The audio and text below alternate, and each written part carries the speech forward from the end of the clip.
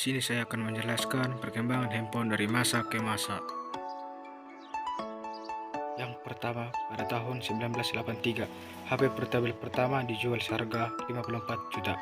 Karena langka, HP yang bisa dibawa kemana-mana hanya sedikit jenisnya. Salah satunya adalah seri Dyna TAC 8000X dari perusahaan ponsel berlogo huruf M yang berbasis di Chicago, Amerika Serikat. Yang kedua, pada tahun 1989, HP model lipat mulai dijual, masih dalam perusahaan ponsel yang sama berbasis di Chicago. Pada masa berikutnya, produksilah HP model lipat berjuluk Micro TAC 9800X. Yang ketiga, tahun 1992, HP pertama yang bisa mengakses jaringan GSM. Jaringan GSM komunikasi semakin lancar. Harganya saat peluncuran dulu 4,5 juta. Dengan harga yang mahal, HP ini merupakan model tercanggih hingga tahun 1994.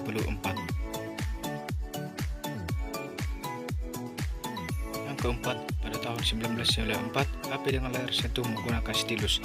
Teknologi awal dari layar sentuh sudah ada sejak tahun 1994. HP bernama Simon, keluaran perusahaan teknologi raksasa di Anmorn, New York.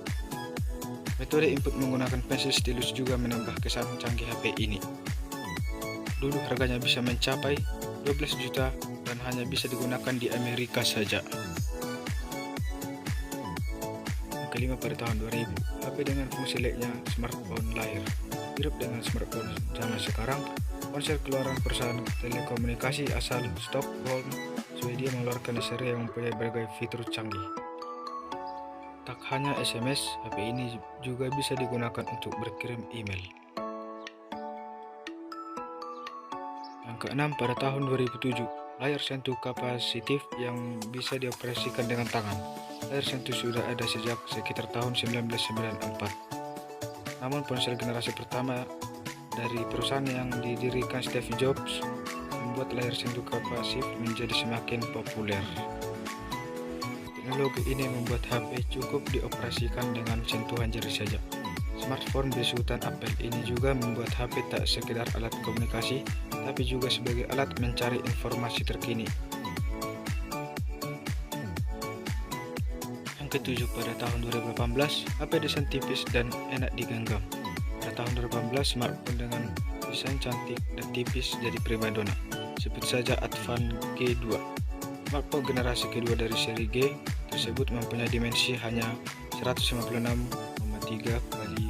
7,64 x 7,65 mm saja. Berat hanya 130 gram, juga membuat tangan tak capek ketika menggunakan terlalu lama.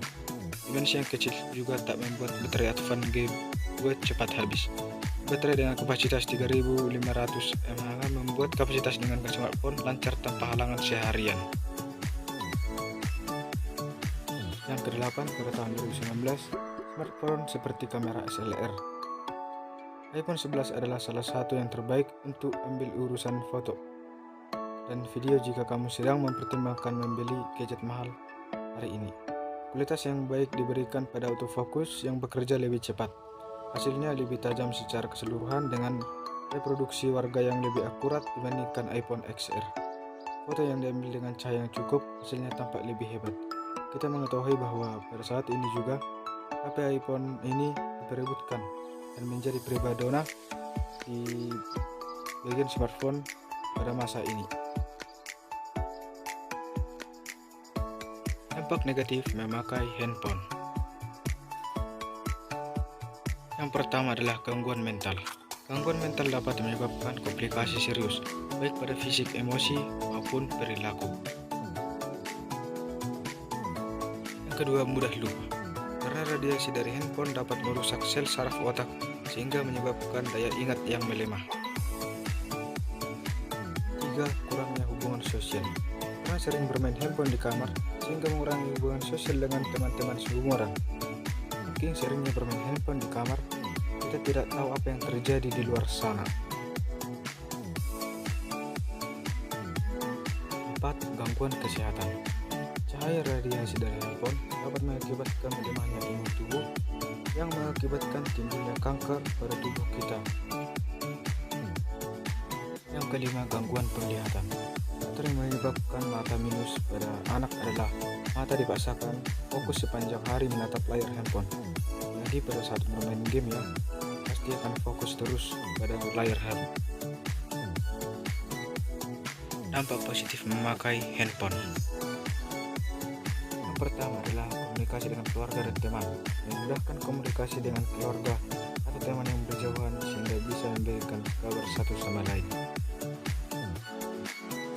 Yang kedua adalah menambah wawasan. Dengan menggunakan handphone secara positif dan benar, ilmu kita akan bertambah dan wawasan kita akan semakin luas. Yang ketiga adalah teman akan bertambah. Dengan aplikasi media sosial, kita akan mendapat teman yang lebih banyak dan kita akan bersosialisasi lebih luas lagi dan jaringan sosial kita akan membaik. Yang terakhir adalah mempermudah kehidupan kita. Akan dipermudah seperti mendapat informasi di seluruh belahan dunia, mempersingkat waktu untuk mencari sesuatu. Inilah perkembangan handphone dari masa ke masa, beserta dampak negatif dan positifnya. Marilah kita menggunakan handphone secara positif agar lebih bermanfaat bagi kehidupan kita. Sekian dan terima kasih.